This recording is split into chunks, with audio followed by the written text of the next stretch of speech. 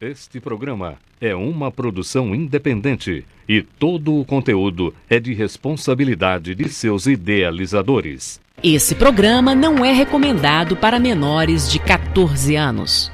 Atenção, emissoras, para o top de 5 segundos. 5, 4, 3, 2, 1.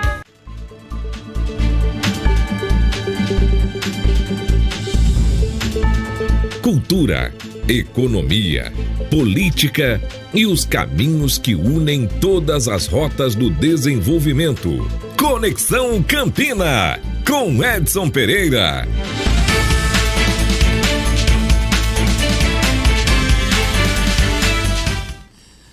Muito boa noite, meus amigos, minhas amigas. Aproveitando o feriado, 15 de novembro, estamos chegando nesta sexta-feira, feriadão. Só gosto de feriado assim, porque feriado no meio de semana é a mesma coisa de dançar com irmã. Não tem gosto de nada. Feriado tem que ser ou na sexta ou na segunda.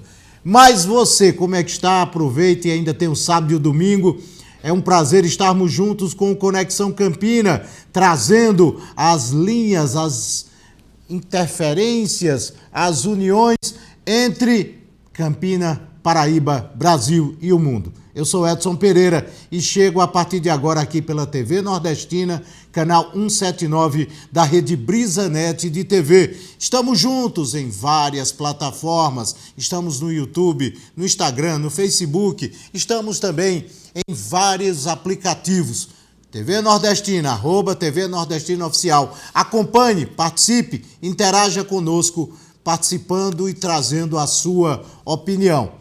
Hoje, sexta-feira, nós iremos até às 20 horas com o Conexão. E participando comigo, conectado com Campina Grande. E esse sim é conectado com Campina, com a Paraíba, com o Nordeste, com o Brasil e o mundo. Recebo hoje o empresário Divaildo Júnior, ele que é presidente do Sindicato de Bares, Hotéis e Similares de Campina Grande, do Sindicampina, e que vem hoje falar sobre turismo, falar sobre desenvolvimento econômico e conectar Campina Grande com toda a economia da Paraíba, do Brasil e do mundo.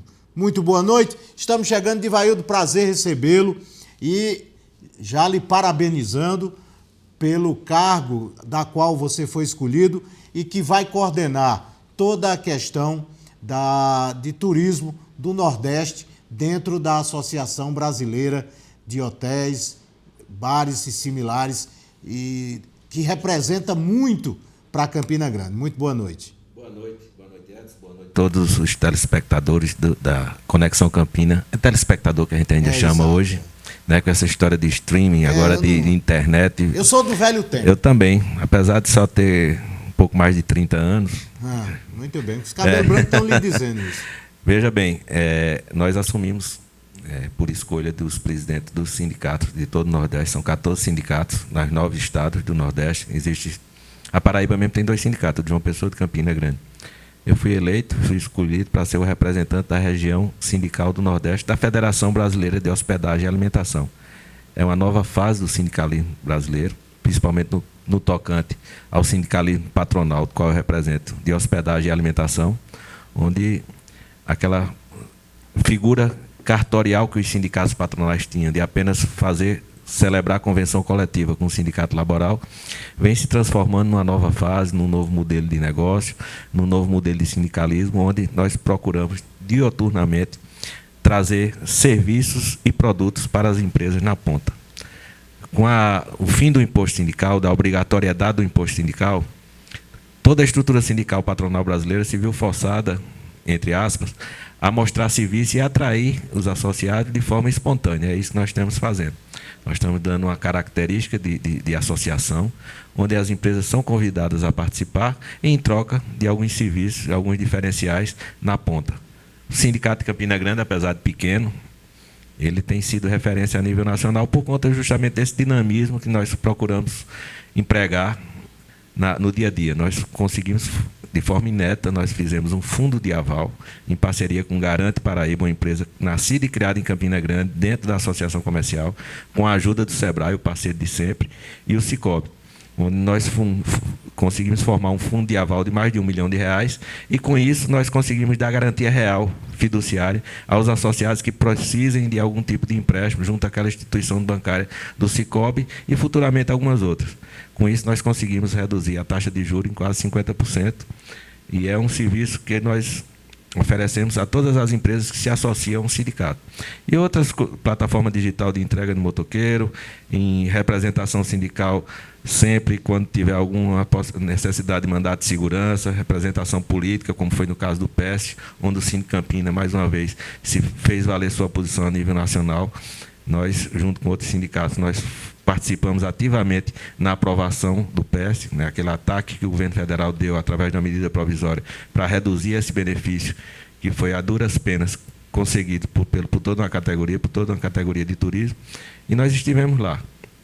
Então, o reconhecimento de todo esse trabalho culminou agora na representação, na coordenadoria da representação sindical do Nordeste. Repito, mais uma vez, estou à frente de 14 sindicatos. Nós estamos fazendo a coleta de dados do que esses sindicatos representam, em quantidade de empresas, em quantidade de mão de obra, de carteira assinada e, principalmente, no faturamento. E, a partir daí, Edson, a gente começa a negociar.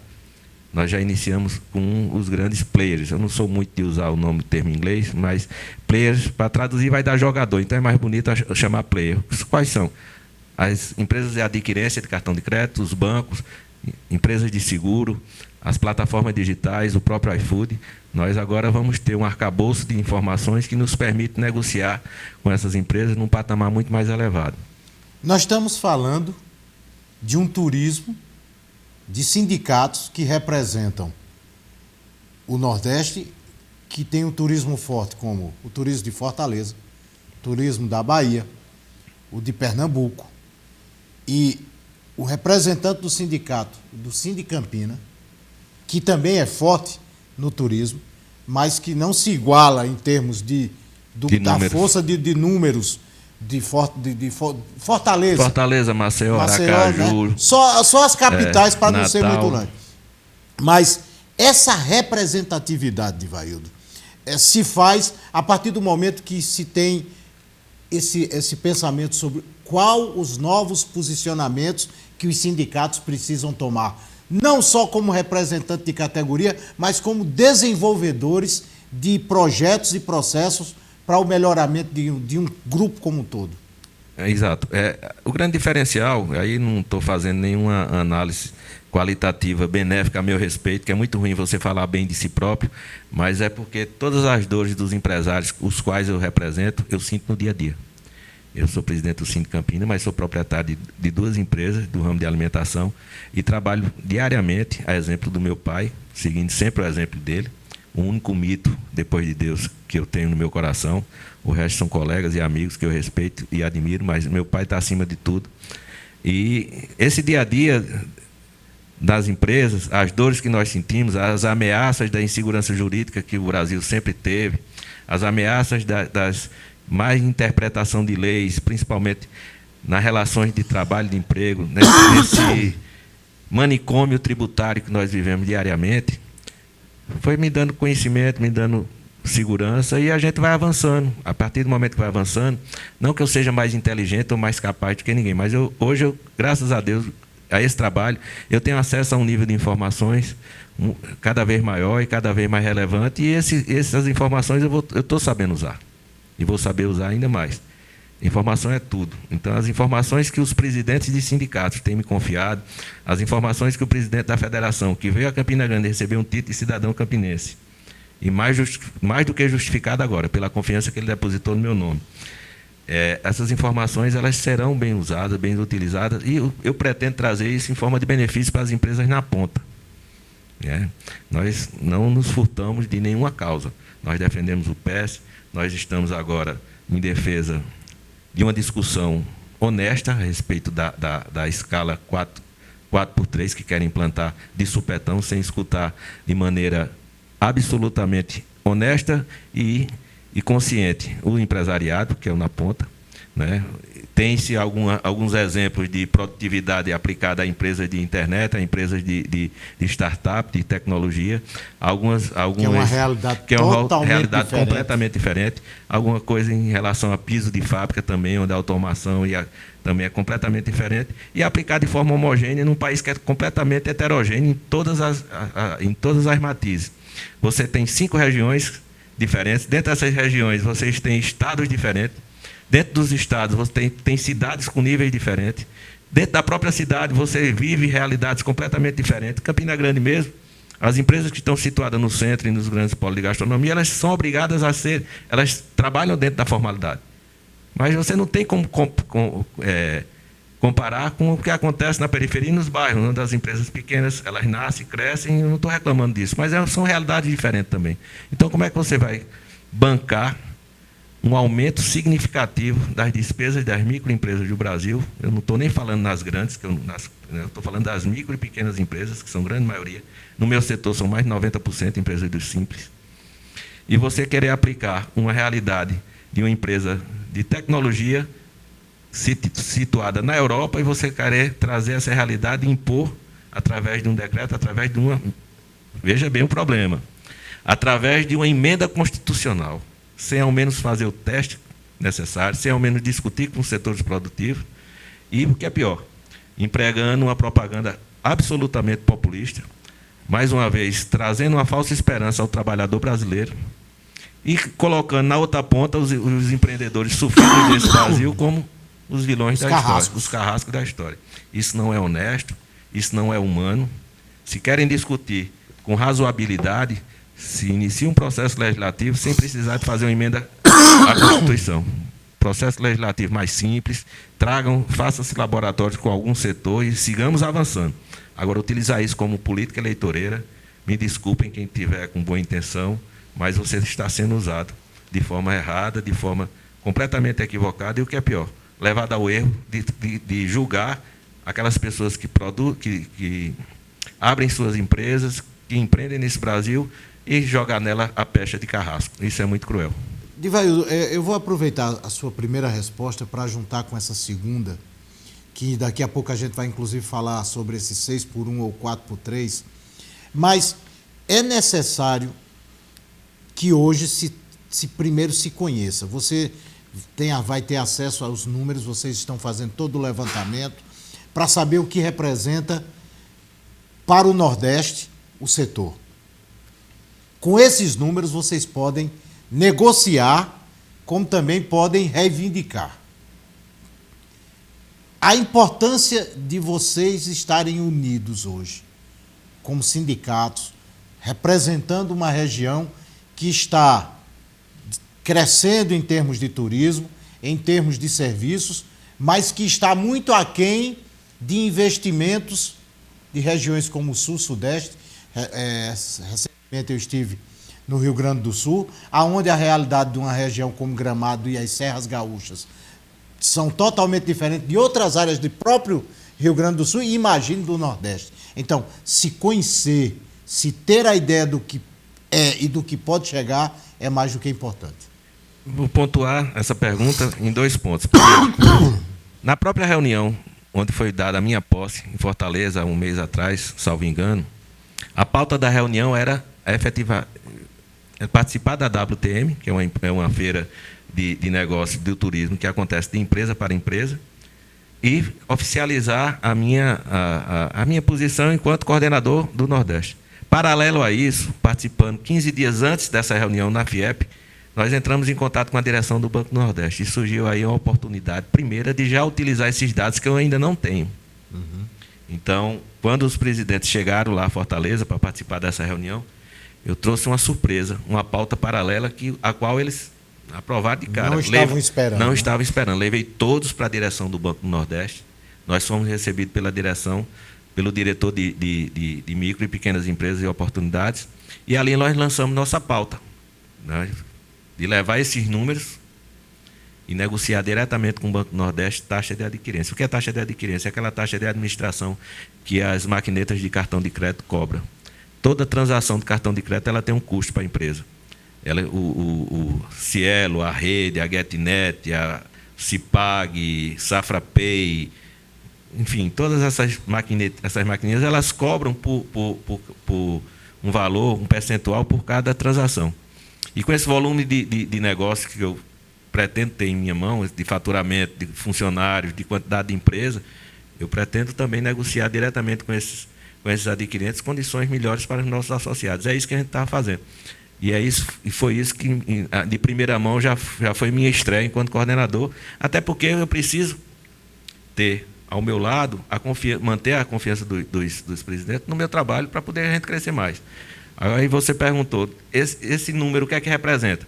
Olha, minha gente, quando o Nordeste todo, a nível de sindicalismo patronal e representação de hotéis e restaurantes e bares, e os similares que são casas de show, buffets, recepção, quando a gente tiver de posse de todos os números de empregabilidade, de faturamento e de quantidade de CNPJs nesse Nordeste inteiro, informação é tudo nos dias atuais. Então, a gente vai ter unidos, nós vamos ter poder político, nós vamos ter poder financeiro na mão, em diferentes níveis de negociação.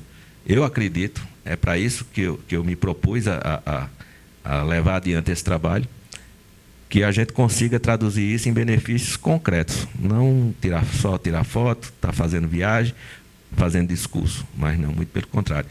O que nós queremos a nível do Nordeste é trazer os benefícios na ponta, os benefícios que as empresas sintam no seu dia a dia.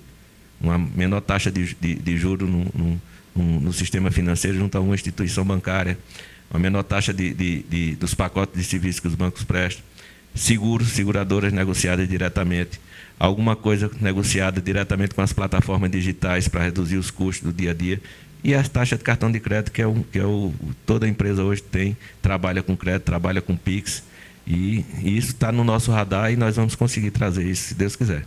Fora isso, tem as outras pautas políticas que vão surgindo por aí, nós vamos fazendo. Não é a política... Não é a política partidária. Partidária, não. É a política de mostrar coesão, mostrar união e construir pautas do desenvolvimento. Eu acredito muito que a iniciativa privada, mesmo sem ter nenhum mandato eletivo, nem concorrer a mandato eletivo, a iniciativa privada tem sua força e pode fazer valer isso. Não quero tirar o lugar das pessoas que são eleitas, mas a gente pode inserir para encher esses espaços. Secretarias de Desenvolvimento Econômico de todas as cidades, seja do interior do capital que a tenham, deveriam ter alguém da iniciativa privada. Inclusive, seria um marco se a gente conseguisse ter um secretário que permanece de uma gestão para outra, para não ter solução de continuidade. Algumas outras pautas também diretamente ligadas às empresas. O poder público ele pode e deve abrir esse espaço para que a iniciativa privada cada vez mais se insira nesse contexto. Não que nós sejamos melhores do que os outros, mas existem algumas coisas, algumas expertise do nosso dia a dia que se mostram muito mais eficazes e podem ser aproveitadas pelo poder público sem tirar do prefeito, sem tirar do governador, sem tirar do presidente o seu mando, a sua autoridade. Muito pelo contrário, nós estamos para contribuir, para trazer informação e fazer o elo de ligação entre o setor produtivo e o setor político. Divaldo, e meus amigos telespectadores, vejam bem, o Nordeste, naturalmente, vem tendo o crescimento da indústria sem chaminé, que é a indústria do turismo. Hoje, João Pessoa, ela está entre as cidades com maior destino turístico do Brasil e um dos melhores locais para se investir em turismo do mundo. Mas só que ela não pode, dentro do Nordeste, ficar só resumida a João Pessoa. Ela precisa ter, a Paraíba e o Nordeste, ela precisa tirar do seu litoral parte desse turismo para o seu interior. Pronto, até aí tudo bem. O que nós estamos observando, e aqui eu vou conversar com o Divaildo, em caso específico de Campina Grande, que na véspera, no período pré-eleitoral, você trouxe a ideia que foi assimilada por todos os candidatos, inclusive agora confirmada pelo prefeito eleito Bruno Cunha Lima, da criação de uma agência específica para o turismo ou uma secretaria específica, mas que pudesse fomentar uma agência nos moldes do que temos a nível estadual, uma agência de turismo, para que pudesse ter o crescimento em Campina Grande. O que isso pode representar com a criação de uma agência como essa, Divair? A nossa ideia, né, fazer justiça ao criador, o amigo empresário Luiz Alberto, que já foi secretário de Desenvolvimento Econômico da cidade. Eu apenas copiei e dei uma pincelada daquilo que eu entendo ser mais importante. A nossa ideia segue justamente na criação de uma agência municipal de turismo, que ela tenha uma certa autonomia em relação à prefeitura municipal, não na autonomia de escolha do diretor, mas uma autonomia financeira, que o cargo, seja gerente, seja presidente, ou seja secretário, ele seja ordenador de despesas, e que nós consigamos alocar recursos para essa agência diretamente na agência. Seja através de emenda parlamentar, seja através da implantação da Runtex, que isso pode ser viável a partir do momento que o Centro de Convenções se inaugurar. Nós vamos ter uma possibilidade de implantar essa Runtex, para que o próprio sistema se retroalimente e que a agência ela possa fazer aquilo, o maior objetivo dela ser criada: catalogar e promover os potenciais turísticos de Campina Grande, vender Campina Grande nos mercados onde Campina Grande pode ser inserido. Então, esse é o papel fundamental da agência, fazer a promoção do destino. Então, nós temos que, primeiro, fundamentar Campina Grande como um destino turístico. Segundo, uma vez que esse destino seja fundamentado em bases sólidas, catalogar todas essas potencialidades e vender lá fora. Esse é o papel principal da Agência Municipal de Turismo, e para isso ela precisa de uma certa autonomia, porque nós sabemos que a eleição acontece a cada 4 anos. Eu não estou aqui para demonizar a política, mas eu estou só analisando os efeitos que a política traz, a política partidária traz, na coisa que a gente chama solução de continuidade. Ou seja, vamos dar um exemplo. Turismo é a bola da vez. Bacana. Vocês lembram quantos ministros do turismo nós tivemos nos últimos 10 anos? Quais as políticas de turismo que o Brasil conseguiu implementar e que ela tivesse solução de continuidade, que ela permanecesse do governo Bolsonaro para o governo Lula, do governo Dilma para o governo Temer? Então, a gente precisa ter, pelo menos a nível local, um mínimo de estabilidade nos conceitos que a cidade tem. Olha, se o maior São João do mundo tem um slogan consolidado, tem uma imagem visual consolidada, então essa imagem e esse slogan ele deve permanecer. Não é a mudança de um prefeito que vai fazer mudar tudo e começar tudo do zero, até porque para se construir uma marca demora muito tempo. E essa marca, para ela ser conhecida e reconhecida nos mercados, ela também tem um tempo de maturação. E a qualidade da promoção, da panfletagem que nós vamos fazer, da sinalização que a cidade vai ter que fazer, de todas as adequações para o mercado turístico, ele precisa ter essa estabilidade que eu volto a dizer, ela é muito importante. Não que o prefeito que foi eleito depois, ele não tenha que dar a sua cara, ele não tenha que imprimir o seu ritmo de trabalho ou as qualidades que ele tem. Mas algumas coisas precisam ser preservadas, e é esse o intuito da criação da Agência Municipal de Turismo. Essa foi a minha ideia, não sei como é que vai ser, eu acredito muito, pelo que eu tenho visto, eu acredito que vamos lograr êxito mesmo. E uma pessoa da iniciativa privada que vai tocar isso, uma pessoa, inclusive, que já faz parte do quadro da prefeitura, uma pessoa que nós todos já respaldamos o nome, e vamos para frente. Eu tenho muita fé que essa ideia vai prosperar e que Campina Grande está engatinhando, está pegando está enxergando a necessidade da indústria sem chaminé, porque é uma matriz econômica, simplesmente ela traz o dinheiro de fora para dentro da nossa economia. Só basta dizer isso. E diante disso, a parceria que deve existir entre os governos, acabar com essa questão. Porque o que eu observo, eu tive, como digo, repito, eu estive recentemente em Gramado e estive a trabalho praticamente, observando tudo, conversando com o empresário, o sentimento de cooperativismo no Rio Grande do Sul, ele é muito arraigado, ele é muito enraizado. Isso faz parte da cultura. Faz parte da cultura. Então, o cooperativismo é quem toca a maior parte do turismo de Gramado. O empresário já sabe o que tem que fazer, já existe plano diretor. Então, você não chega com qualquer aventura, tem que ser todo um segmento. Para que nós cheguemos a essa realidade, em Campina Grande principalmente, nós precisamos ter a estabilidade e um plano diretor. Nós precisamos ter tudo traçado do que nós queremos chegar e onde queremos chegar, né? Exatamente. A consolidação de uma marca de Campina Grande, vamos lá, Natal Iluminado, Carnaval da Paz, maior São João do mundo. Para ela ser reconhecida lá fora, ela tem que ser estável. Uma vez que a gente cria uma logomarca, a gente não pode estar mudando essa logomarca a cada gestão. Isso é muito importante, de fato. Segundo, a população tem que ter bem claro na sua mente que essa agência municipal de turismo, ela não vai promover festa, ela vai promover a cidade, ela vai fazer a propaganda da cidade. Né? Totalmente diferente. Entendeu? Ela vem para o instinto de pegar, de catalogar o que nós já temos aqui e fazer a promoção lá fora. Os fundos que nós estamos pretendendo alocar, ou conseguir alocar, seja através de emenda parlamentar, ou seja através da implantação do Runtex, ele serve justamente para isso. Para quando Campina Grande precisar participar de uma feira de relevo nacional, o secretário ou o diretor da agência, ele não precisa estar correndo com um pires na mão, pedindo ajuda A, B ou C, inclusive trazendo problema para o próprio prefeito. O fundo está lá, o dinheiro está lá, o planejamento é feito. Uma vez que você tem um dinheiro em caixa, você faz o planejamento para 1 ano, para 2 anos para frente. Você consegue fazer material gráfico, você consegue fazer impulsionamento em redes sociais, você consegue comprar passagem aérea, você consegue comprar estandes em grandes feiras. Enfim, você consegue gerar pauta, até gerar pauta dentro do jornalismo internacional ou nacional, uma vez que você consiga atrair esses jornalistas para cá, pagando a passagem aérea e a hospedagem. Tudo isso tem um custo.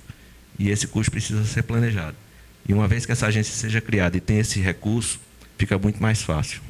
E fica a população, o trade turístico, através do próprio Contur, que foi criado pela Prefeitura Municipal de Campina Grande, ele tem esse poder de escolha.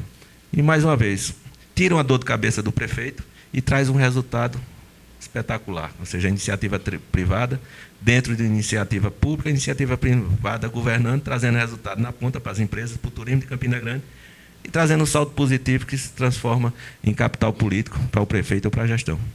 Muito bem, nós estamos entrevistando Divaildo Júnior. Daqui a pouco a gente volta depois do intervalo. Estamos apresentando Conexão Campina, com Edson Pereira. A programação da TV Nordestina tem o apoio cultural das marcas a seguir.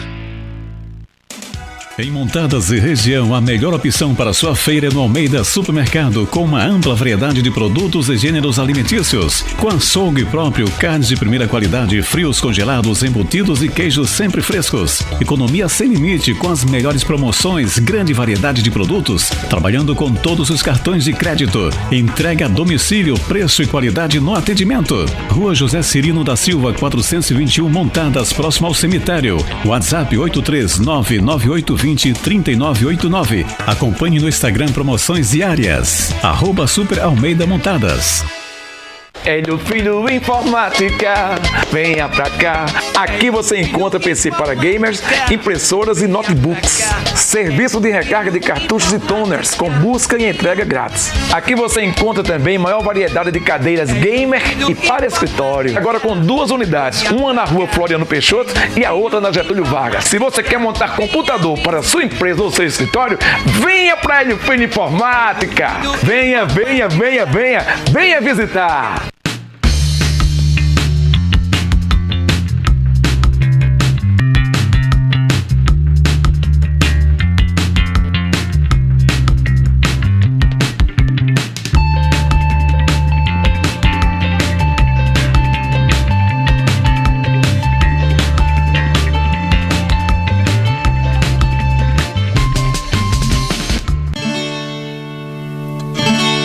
Quando nasci para ser lampejo, um arremedo de aurora raiando de mundo acima, para tudo que se destina, para tudo e para qualquer hora.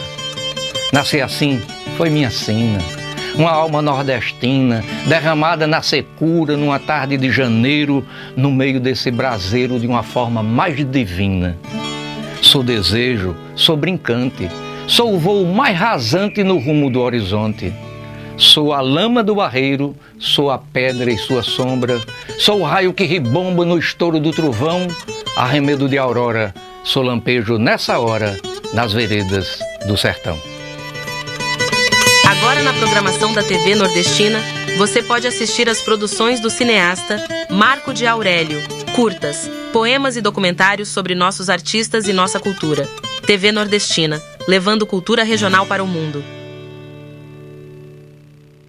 No friozinho de Campina, uma novidade quente é o Atacadão Farias, com oferta para toda a gente.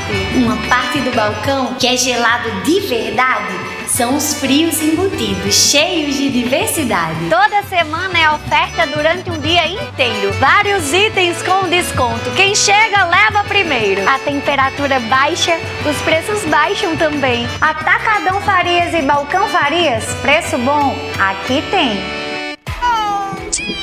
Quer saber o motivo de tanta alegria? Essa dupla perfeita pra você. Assine o combo BrisaNet mais Netflix e tenha muito mais diversão.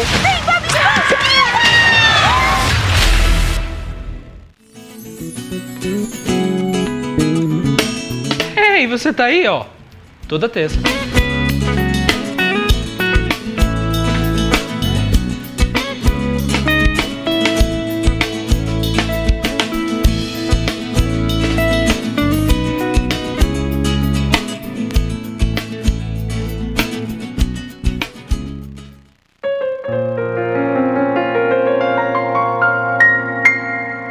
Deus nunca deixou trabalho sem recompensa, nem lágrimas sem consolação.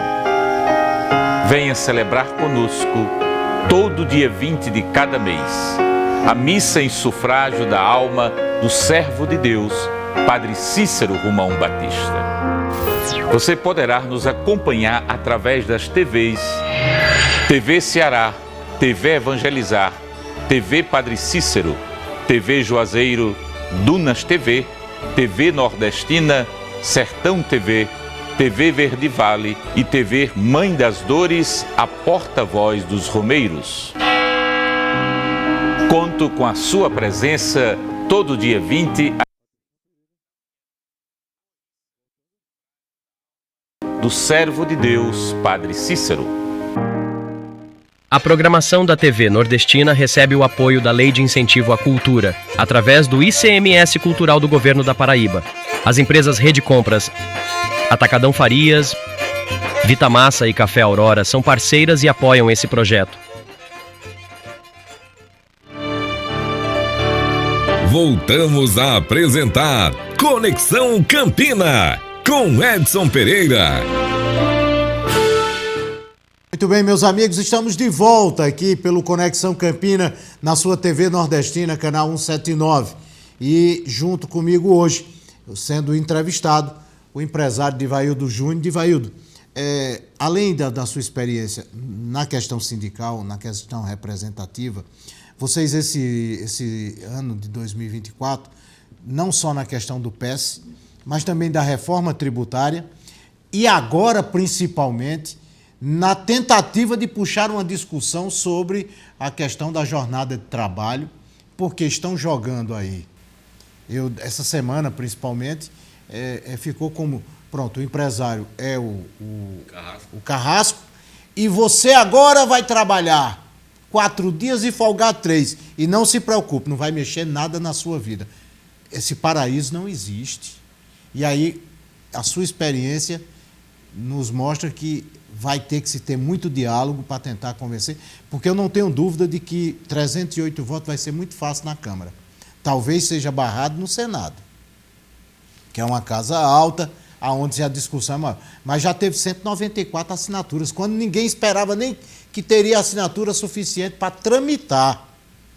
E véspera de uma eleição, porque 2025 é um ano eleitoral para deputados, eles não vão querer se tornar impopulares perante essa mídia sindical, principalmente de trabalhador.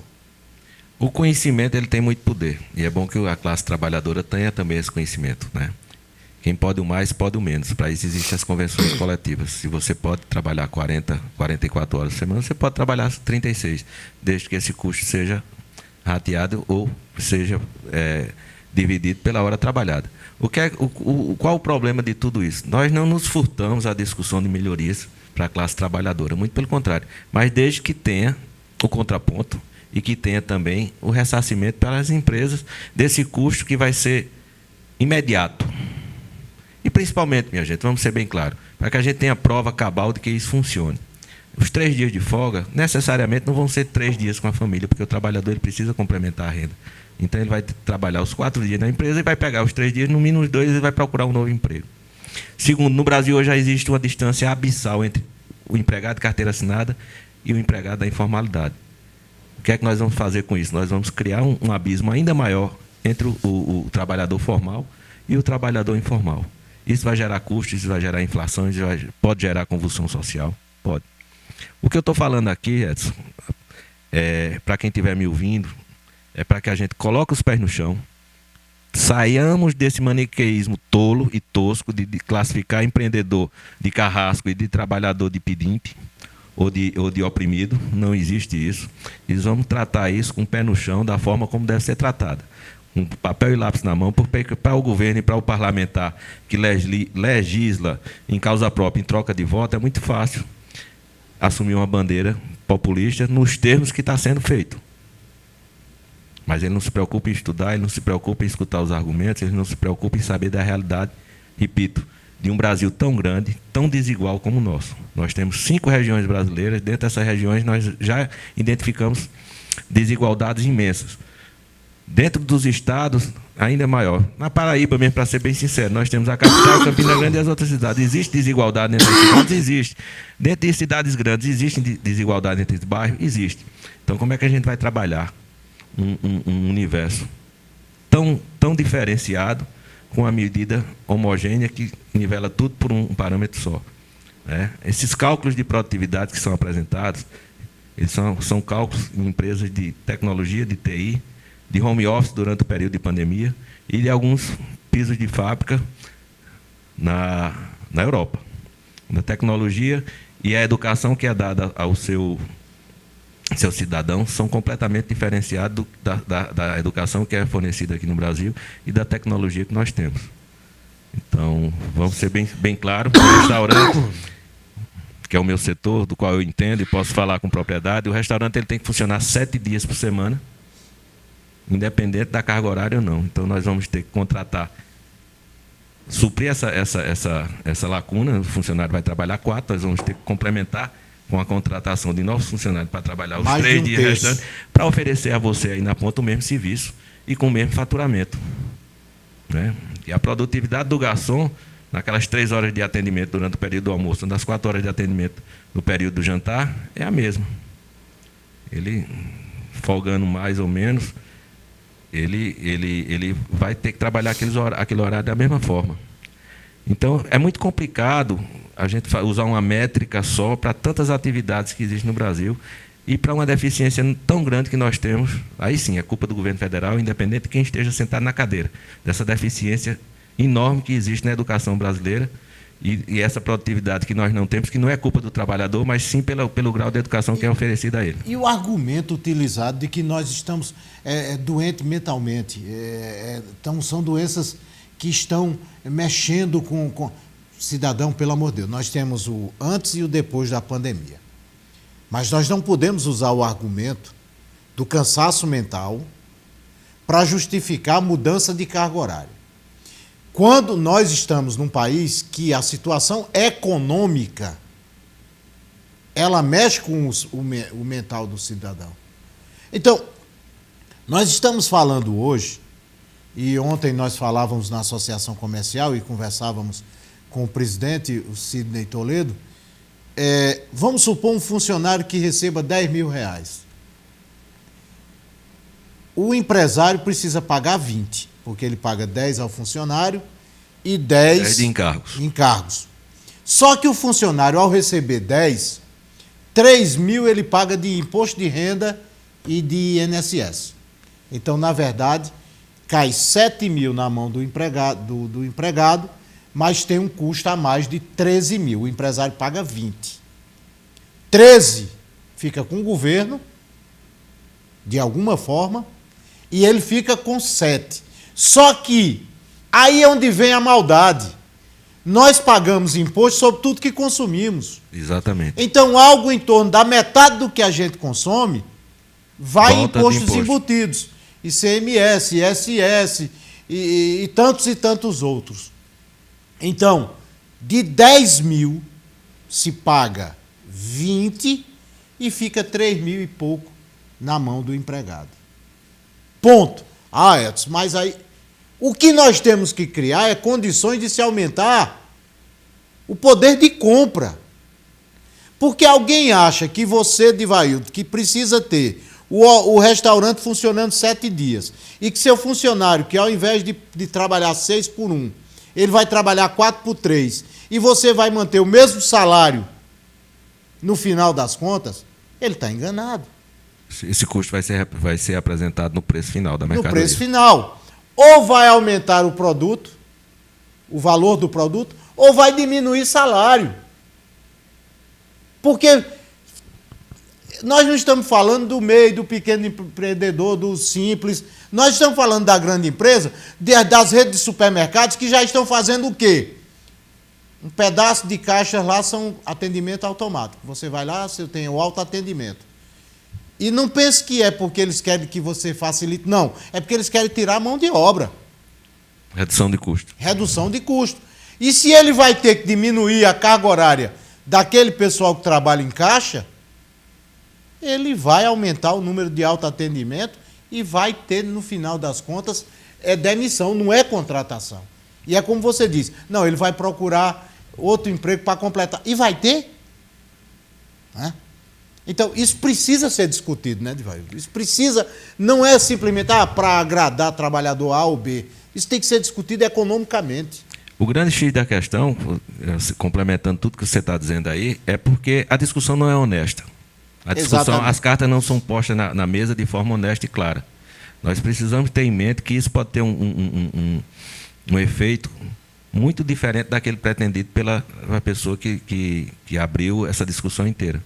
Estou falando que ela é a má intenção, não. Não estou julgando o mérito da intenção. Não se coloca nem não nisso. é nisso. Eu estou falando que, do jeito que está sendo posto, e o nível de discussão que está sendo posto na sociedade brasileira é de empresário opressor e empregado oprimido.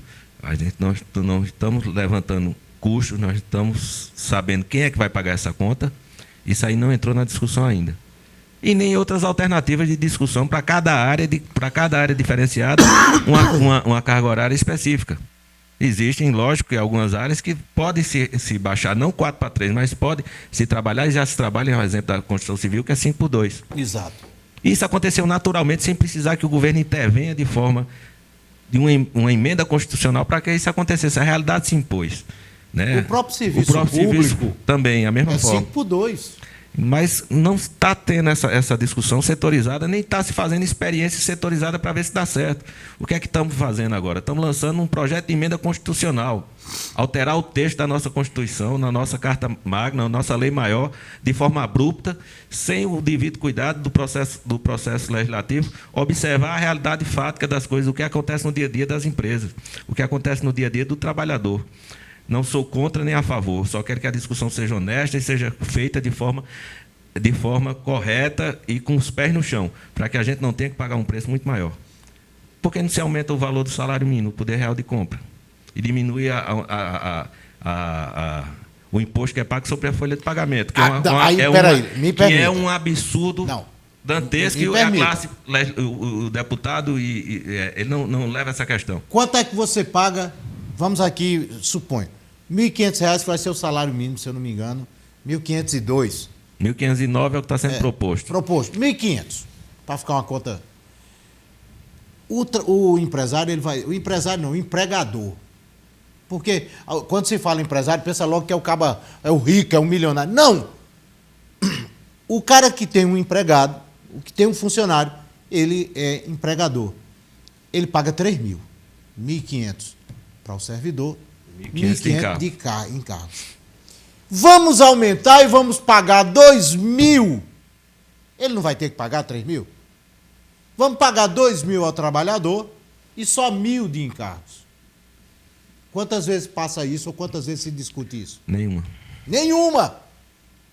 Por quê? E não é que estamos pedindo nada, não.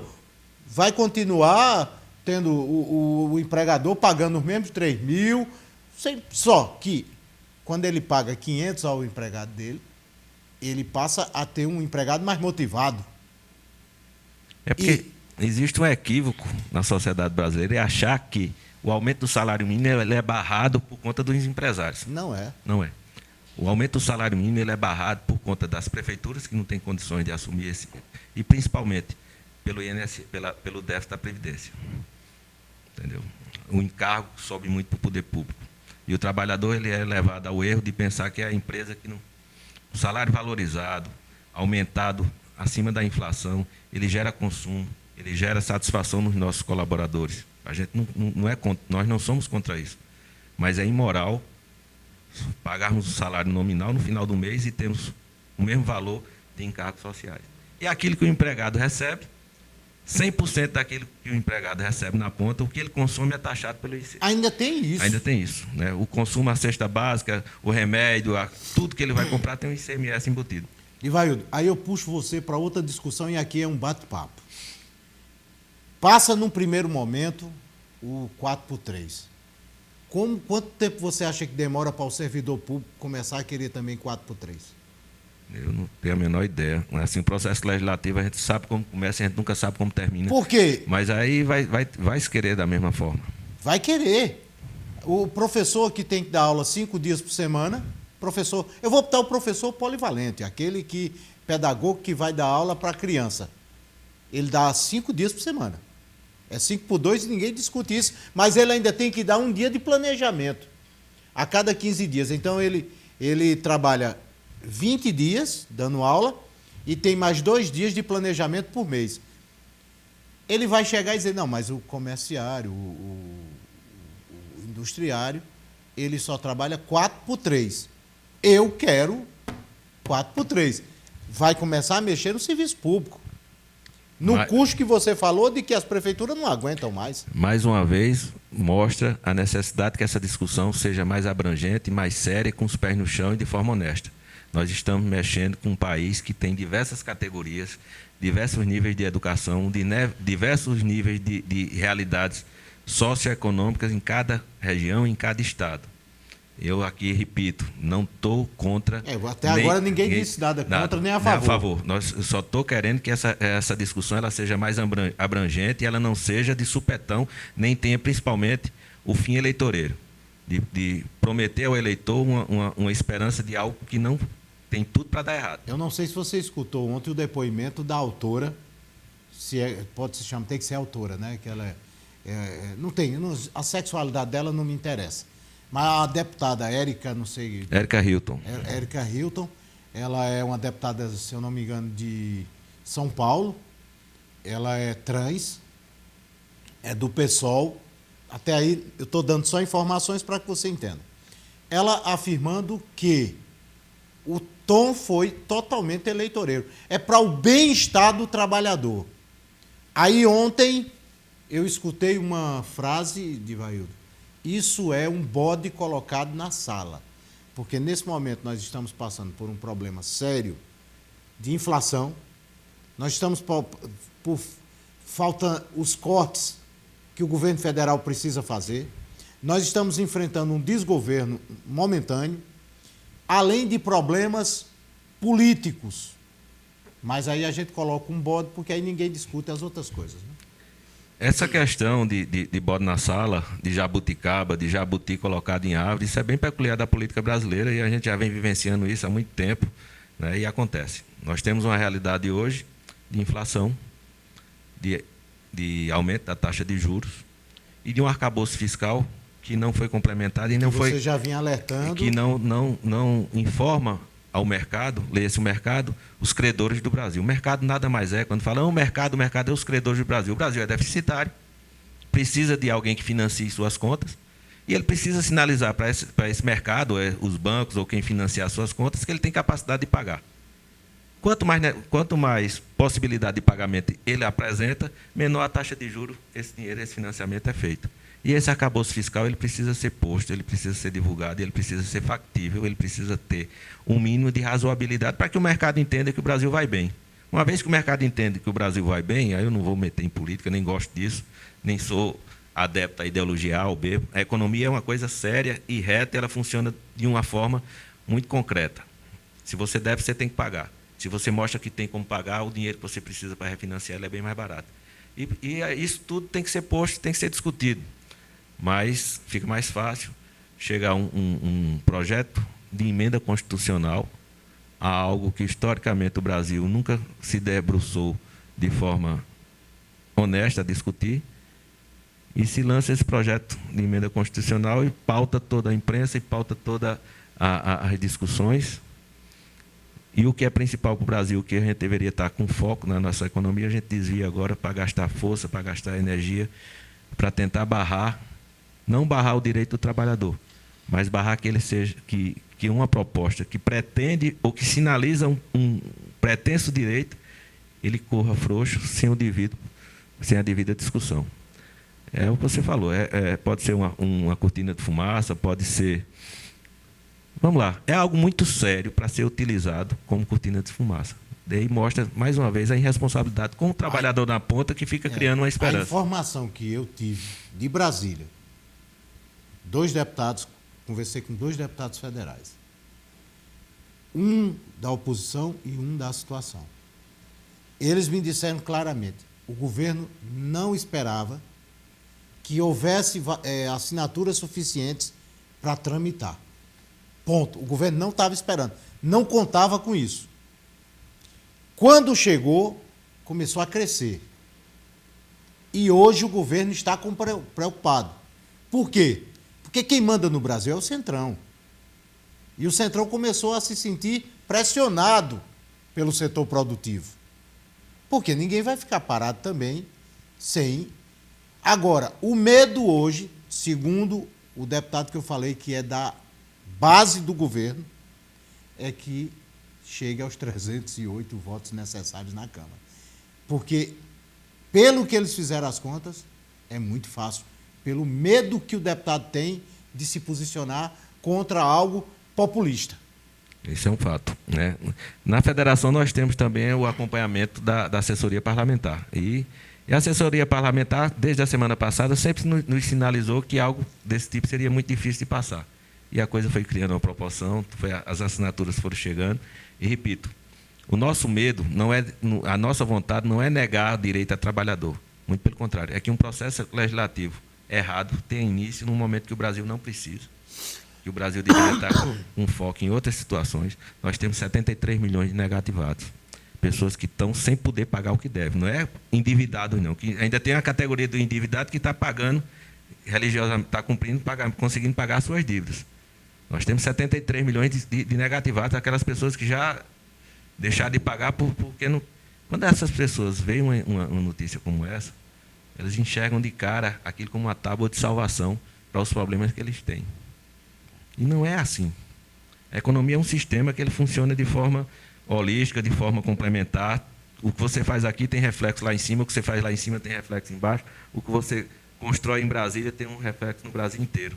Então, a gente tem que ter essa visão, tem que ter esse cuidado para que, mais uma vez, repito, todo esse processo ele seja dialogado, seja discutido de forma honesta, com as cartas na mesa e, principalmente, estabelecendo os custos e quem vai pagar esses custos. Eu vou dar um exemplo bem claro do que eu discuti com algumas autoridades. Quando se criou a questão da empregada doméstica, a partir de 3 diárias, teria que assinar a carteira. O que é que aconteceu? Aumentou o número de carteiras assinadas? Não. O que aumentou foi o número de diaristas que fazem 2 ou 3 diárias em cada família. Exato. E aí ela teve que fazer o quê? Ela que trabalhava, ganhava o seu salário numa casa só, ela passou a ter que fazer em 3 casas para fazer os 6 dias. Umas dão certo, arrumam as casas.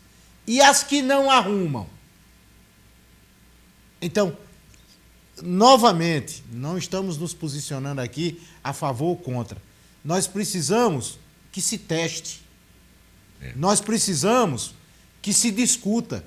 Para só aí a gente começar a mudar uma Constituição para resolver um problema como esse.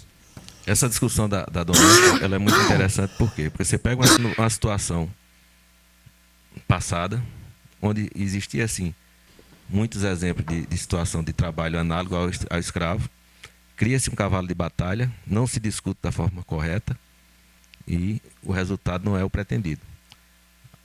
Existem empregadas domésticas hoje com carteira assinada, com todos os seus direitos garantidos, mas existe na contramão, em contraposição a tudo isso, existe uma grande maioria na informalidade, gerando problema futuro para a previdência estatal, para a previdência brasileira. Porque esse pessoal, quando chega na idade de 65 anos, eles vão precisar do Estado para socorrer de alguma forma, para ter um mínimo de capacidade de viver, comprar seu remédio, se alimentar e tudo isso. Então, o Brasil é muito acostumado a resolver as coisas de supetão e de forma pensando sempre no voto. A gente não pensa a longo prazo, a gente não pensa as decisões políticas, elas são feitas de supetão a cada 2 anos e a gente não pensa no longo prazo. A reforma tributária, a reforma da Previdência esgotou. Aquilo que foi economizado lá atrás, eu não me posiciono nem a favor nem contra, para depois não estar aí dizendo que eu sou contra o direito de alguém. Mas aquilo que se pretendia economizar, já gastou. Então, não se admire se um dia o governo dos trabalhadores chame toda a população brasileira para discutir uma nova reforma da Previdência por absoluta necessidade ou incapacidade de honrar os compromissos. Isso é muito sério, porque as empresas, ela tem o limite de crédito, depois ela tem um cheque especial e tem aquele momento que ela extrapola o cheque especial, onde a taxa de juros é lá em cima. E a insolvência vem logo depois. E o Brasil, no quesito da Previdência, ele já chegou no cheque especial. Entendeu? Então, a insolvência, quando chegar a insolvência, isso não é uma crítica ao governo A nem B. Isso é o Brasil, ao longo do tempo, essa trajetória de descontrole da nossa Previdência, ela vem desde que a Previdência foi criada. Desde a Constituição de 88. Então, o que acontece mudando de um governo para outro é que não tem análise correta, não tem a vontade política de resolver a questão. É sempre empurrando com a barriga. Sempre criando uma situação para 5, 10 anos a gente dá uma respirada, esperando um crescimento econômico que não vai acontecer porque nós não temos planejamento para isso. Muito bem.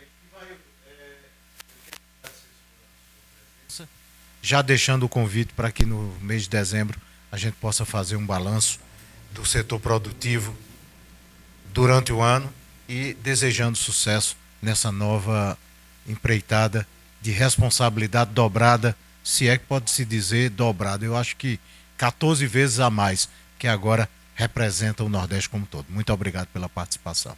Eu que agradeço, estou sempre à disposição aqui. É muito bom conversar sobre desenvolvimento econômico, sobre economia e sobre perspectiva de futuro. Desenvolvimento econômico nada mais é do que perspectiva de futuro. Você poder ofertar emprego e oferecer às famílias a possibilidade de levar o pão para casa e a dignidade que é tão importante. Muito bem, Divaildo Júnior e esteve conosco falando sobre vários temas. Conexão Campina, Campina conectado com a Paraíba, Brasil e o mundo. Nós nos encontraremos na próxima quarta-feira, trazendo sempre uma entrevista, trazendo opinião e trazendo as pessoas que conectam Campina com o mundo. Muito obrigado, boa sexta, bom feriado e que Deus nos abençoe sempre.